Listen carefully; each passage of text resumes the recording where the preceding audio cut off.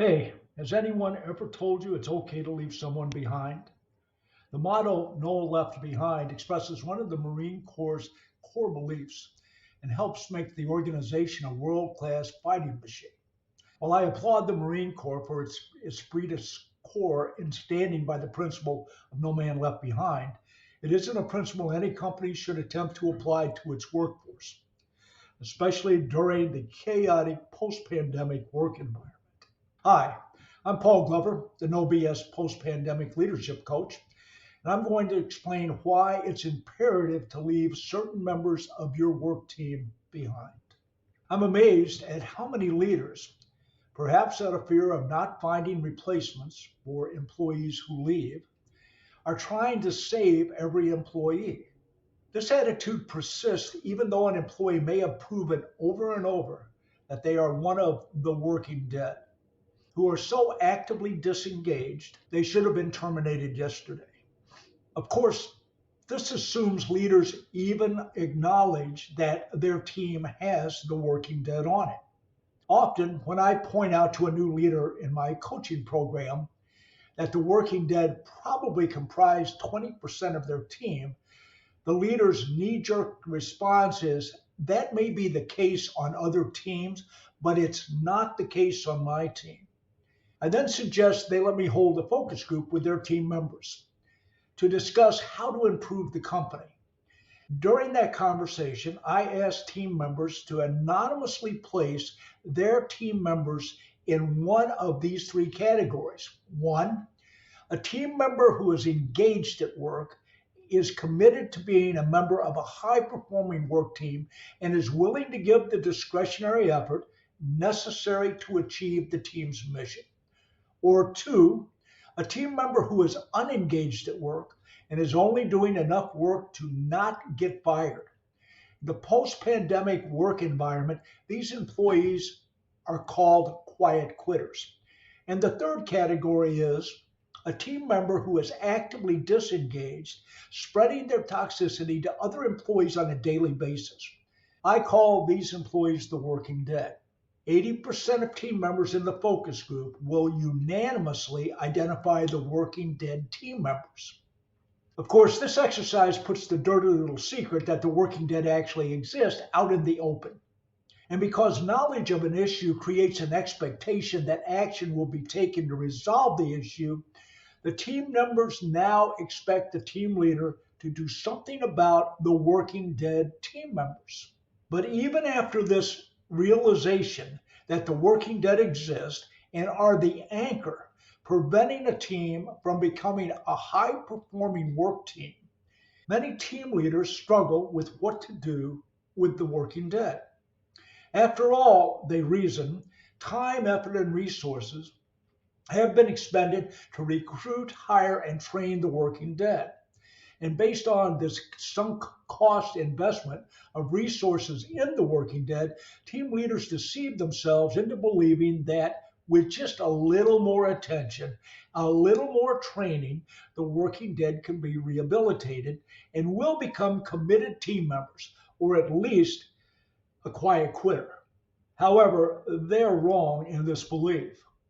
It is the employee, not the team leader, who decides what kind of team member a team member wants to be. And the working dead have chosen to be the working dead. Therefore, the obligation of the company to its employees is not to rehabilitate employees, but to ensure the company's reasonable expectations about performance and attitude are clearly known to all employees at the time they are hired, and those expectations are reinforced on a daily basis and highlighted during regular performance improvement reviews. They also should make sure that all employees are given the resources and training necessary so they can perform their job. And finally, that all employees are recognized and rewarded when they perform as committed team members.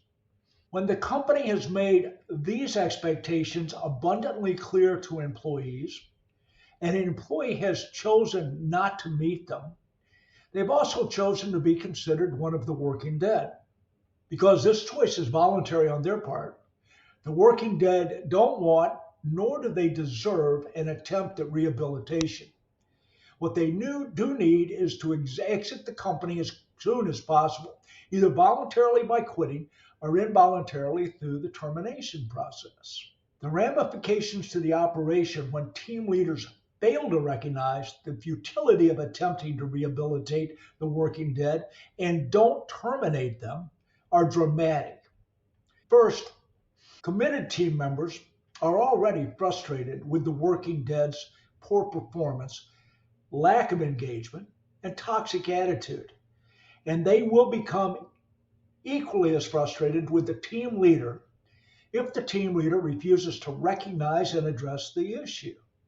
Leaders need to understand that the longer they wait and continue to expend time, energy, and resources in an attempt to rehabilitate the working dead, the more committed team members begin to think about leaving a company that tolerates the working dead.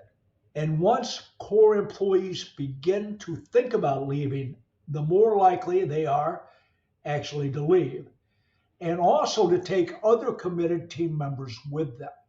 The longer it takes team leaders to terminate the working dead, the higher the risk the quiet quitters, watching the working dead not meet established performance and attitude expectations and getting away with it, will be infected and become the working dead.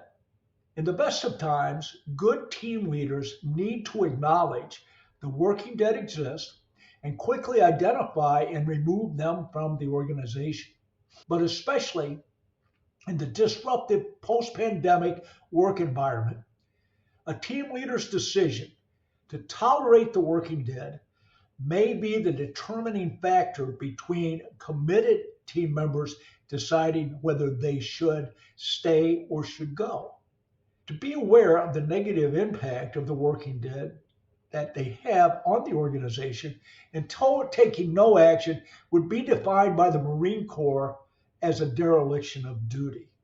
If you are interested in learning more about the working dead and also how to terminate them and not get your ass sued, contact me at paulglovercoaching.com.